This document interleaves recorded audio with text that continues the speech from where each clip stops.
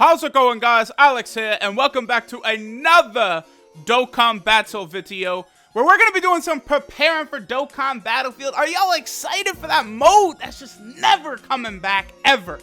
Never. We're never gonna be blessed. Bandai, please, listen. Maybe this is Akatsuki's fault. This is probably Akatsuki's fault. But literally, I watched Animated Muscle do a microphone unboxing video. And like, he stubs his toe or something and he says, "Damn it, Bandai." It's more fun to tease Bandai for this shit. It is just a fact. So you know what? Dokkan Battlefield is not here. Thinking emoji. Who am I gonna blame for this? Oh yeah, Bandai. It is Bandai's fault.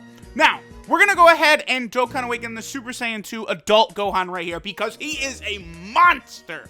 Now, the reason I decided to do a preparing for Dokkan Battlefield video, like, immediately, basically after my LR Bojack summoning stream, well, at least the first one, I'm probably gonna get, your boy is actually gonna get like 2,000 more, more stones, but, you know, I got a problem. Don't be me, I have a problem. Don't be me, kids, don't be me. Alright, so this Gohan is really good, but, what I was saying was, there's the next unit we're gonna Dokkan Awaken, like, is very important for a certain specific reason, and I'll get to that. So right here, we have Pride of the Strongest Fighter, Super Saiyan 2 Gohan team. Interesting name there, Pride of the Strongest Fighter. I mean, when he was Super Saiyan 2, you know, Kid Gohan absolutely dominating Cell. Absolutely, I could believe he was the strongest fighter. So this is kind of just, you know, building off of that. It's fine.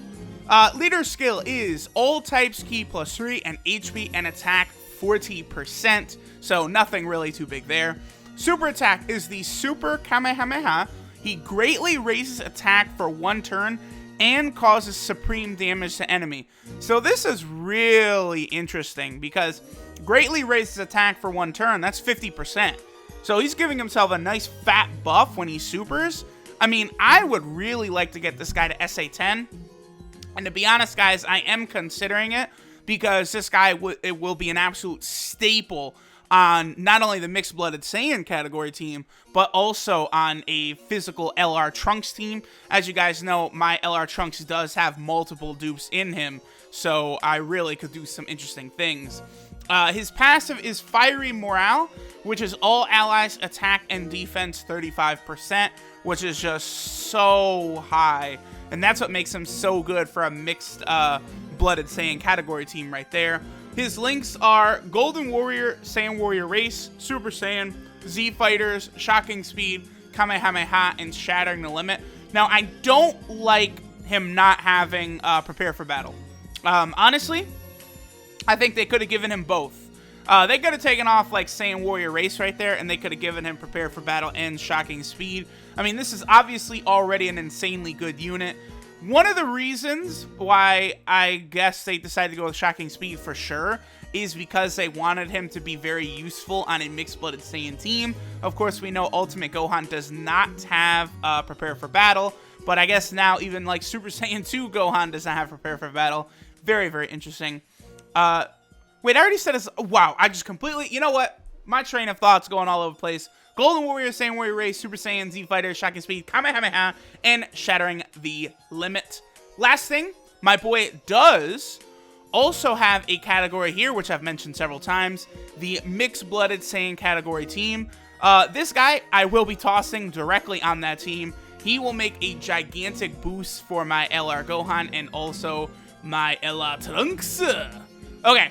So the next unit we're going to awaken here, this is really the reason why I'm doing this video, is this unit right here. Great Ape Fascia, or her name in Japanese, it's like Serza or Selza, something like that. I don't know why they changed her name, very odd. But she Dokkan awakens with medals from the Bardock story event from, you know, that's one of the earliest story events in the game. Now, I straight up love this unit. I never hear anyone talk about her, and I really, really like what she brings to the table, because believe it or not, Mono, like, Super SDR does have key issues, especially now that we're bringing Ultimate Gohan into the fold. I mean, you've got to rock Ultimate Gohan on that team, and he doesn't have Prepare for Battle, so, you know, certain Saiyans who are only prepared for battle don't fit as well as they once did. Now, this is Grade 8 Fasha, of course. This is Tenacious Battlefield Diva Fasha Giant Ape. So they just gave her Battlefield Diva as a name straight up right there. That's interesting. Her leader skill is Ki +3 and attack and defense 30% when HP is 30% or above, so nothing there. Her super attack is the Energy Bullet, which does supreme damage to enemy and raises allies' attack by 20% for 1 turn. The only problem with that, of course, is you're not going to have her in the first slot of the rotation. So, like, she's not really, that, like, little effect right there is not really going to help. I would have much preferred this been raises allies' defense by 20% for 1 turn, because it wouldn't have, like, affected your allies if you still had her as, like, a 3rd unit in a rotation, but it would give her a little defensive buff, which I do think would be very interesting. Her passive skill is Unique Outlook, which changes intelligence key spheres to SCR, which again I do think is very important on mono SDR now, and attack and defense 30%. I believe that's just for herself. She would be insanely good if that was for everyone, though. I don't know, is that for everyone? I don't think so. I'm gonna say no, but I do need to run some tests on that. And she also does have a chance to turn into the Giant Ape up to 2 times. Kind of just like the Bardock, who I recently Dokkan Awakened as well. So that's interesting. I mean, a mono Super SDR team would not be good for races if you're rocking her and the GT Super Saiyan 3 Goku. But if you're just playing around off screen, it's fine because you're going to be transforming left and right and basically not taking damage, which will be pretty cool. Now, her links are Saiyan Warrior Race, Team Bardock, Saiyan Pride, Battlefield Diva, Transform, Saiyan Roar, and Shattering the Limit. Now, the one cool thing, of course, is, you know, we are going to have Saiyan Roar for Super Saiyan 4 Goku on a rotation that does not have the Super Saiyan 3 Kid GT Goku that turns into the Golden Great Ape. But besides that, her links are really bad. Like, Team Bardock, Battlefield Diva, Shattering the Limit, like, none of those links are really going to get you anything on mono STR. So that is the weak point of the unit. But links are not so as important on supports as they are on, like, main heavy hitters. Now, the last thing about her, and this is the reason I was so excited to pull her, she does have the Peachy Peachy Gal category or the Spunky Gal category. Now, let me show you guys exactly why this is so important. I'm actually going to back out here, and we are going to quickly make a Peachy Peachy Gal team, okay? So, let me do this. I believe it is this one right here. All right. So, you get increased drops from the Master Roshi event, which gives you increased turtle shells. Gigantic deal getting extra turtle shells. As you guys should know, those turtle shells are, like, really the only training item that matters. Well, on JP, because Global does have the Paikuan hats and the candy canes. Those were never released on JP. So Global does have stuff that JP never got. Like, both versions do have their merits, but Bandai does like to treat Global badly. So usually, when I would run this category team, you get an increased chance of the drops based upon their rarity. Now, Z Awakening does not matter for this case. So basically, the way it works is, like, you'll get an increased chance based on if it's a rare, an SR, an SSR, or a TUR, right? So the fact that there's only so many female Transcendent URs now. So now, boom, boom, boom, boom. I have enough to fill out almost the entire team with TURs, which is absolutely awesome. Unfortunately, I can't use the physical Bulma because, you know, she has the same name as the Tech Bulma right there. So now I'm just waiting for maybe Caulifla to get a Dokkan Awakening or another female, maybe future Android 18 could get a Dokkan Awakening, and then that would help the Spunky Girl, Peachy Peachy Gal category team. But wabam, right there. So now getting increased drops will become even easier. That is why I was so excited to pull her, and that's why that was so important. Alright, so now we will move on to the next unit. Now this, of course, here we are again. One of those things where people are going to be like, what? Huh? Let me show you the next unit. We are going to awaken this first form Frieza right here. I got my bad man to SA-10. So let's go. Now we will use all of these medals from the Resurrection F event. I went ahead and farmed enough medals to do this for all of these Friezas. Oh, like, basically every Frieza in the game at the time, they do have a Dokkan Awakening into this Golden Frieza right here. They all have slightly different effects for what they do, but they're all pretty bad because they're so old.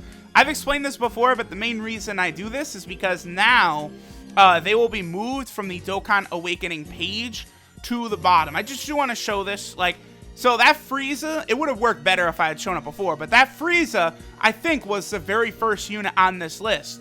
Now that I Dokkan Awakened him, he is at the bottom of the list behind brand new units that come out. So, like, just, you know, a couple hours ago, I was streaming when LR Bojack came out, and people are like, how does he awaken? How does he awaken? I was like, all right, let's go double check. I went over to the Dokkan Awakening tab and scrolled down. Now, because I'm keeping these units right here and Dokkan Awakening them, when I'm scrolling through, I don't have to go past those units because they're at the bottom of the list beyond where the new units are. So that's the reason why I do stuff like this, you know, the Kid Chi-Chis and the Kid Krillin and this Frieza. It's literally just like a little quality of life thing I'm doing where I'm not going to have to scroll by them because I'm not really ever going to use this character. So this is the Pinnacle of Evil Golden Frieza. Now, keep in mind, all of these Friezas are called that, the Pinnacle of Evil.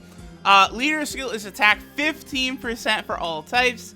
Super attack is the Earthbreaker, which does extreme damage to enemy. Passive skill, Overwhelming Power, is attack 2000 at start of turn. Links are Prodigies, Universe's Most Malevolent, Revival, Super God Combat, and Resurrection F. Ouch. Ouch, my boy. Not a great unit. Last thing, he does, of course, have the Revived Warrior category. So that is a fucking yikes right there. But I'm still going to keep him. Okay. Next unit we're going to go on to. This will be the last unit, but it is 2 Dokkan Awakenings we're going to do. We are actually going to Dokkan Awaken the SDR Bojack down here. I finally was able to get him the SA-10 because this Bojack was featured on the banner. So let's go ahead and give all these medals. I'm going to have to grind this event because you need all of these medals for the brand new Goku that came out. All these Bojacks, Zangia. Like, there's so many units that are using these medals right now that I'm really going to grind the hell out of this event to do it. So, guys, give me 1 second real quick. I'm going to go ahead and, you know, Z-Awaken this guy and max him out because he does actually have another Dokkan Awakening to a Transcendent Ultra Rare. So give me 1 second and we will do that. But yes, here he is. This unit that is not really so great. He's very old, that's why. Alright, so let's go ahead and take a look at this guy real quick before we go ahead and Dokkan Awaken him one more time. So this is full strength Tremor, full power Bojack. His leader skill is SDR attack 50%. Super attack is the Galactic Buster, which does extreme damage to enemy and lowers defense. His passive skill is Brutal Blow, which gives 75% when performing a super attack, which is pretty good. His links are the Hera Clan, Galactic Warriors, Big Bad Bosses, Thirst for Conquest, Coward, and the Wall Standing Tall. So his links aren't that bad if we consider it for, you know, pairing up with LR Bojack. And then, of course, he does, last thing, have the Revived Warriors category. Now, that Revived Warriors category is basically the most interesting thing about this here, because with the Revived Warriors category, like, you're going to be able to pair up this Bojack or the AGL Bojack, either one would work for this, and basically give LR Bojack an additional 60% attack and 4 ki, which is just absolute insanity.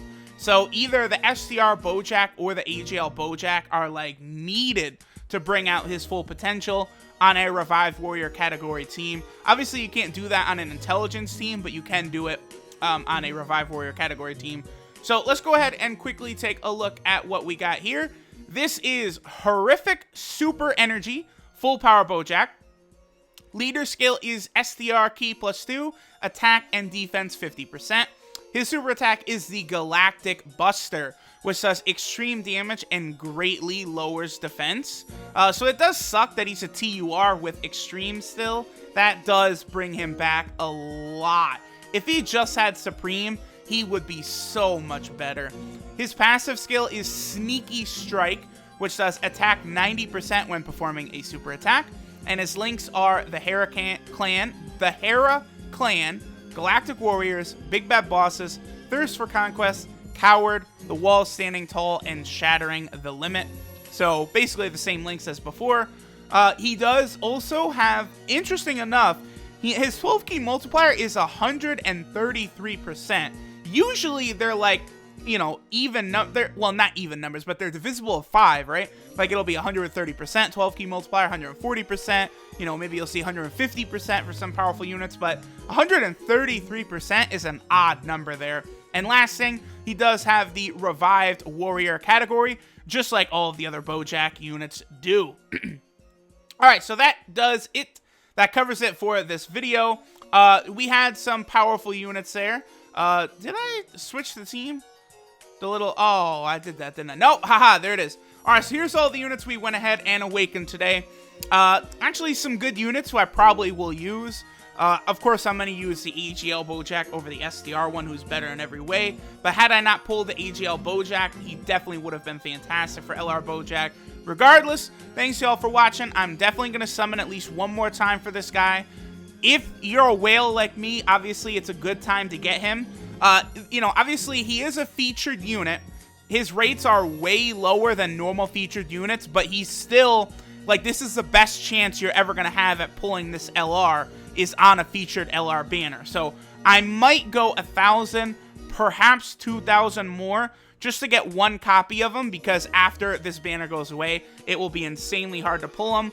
I had really bad luck pulling LR Broly on Global. 2,000 stones did not get him.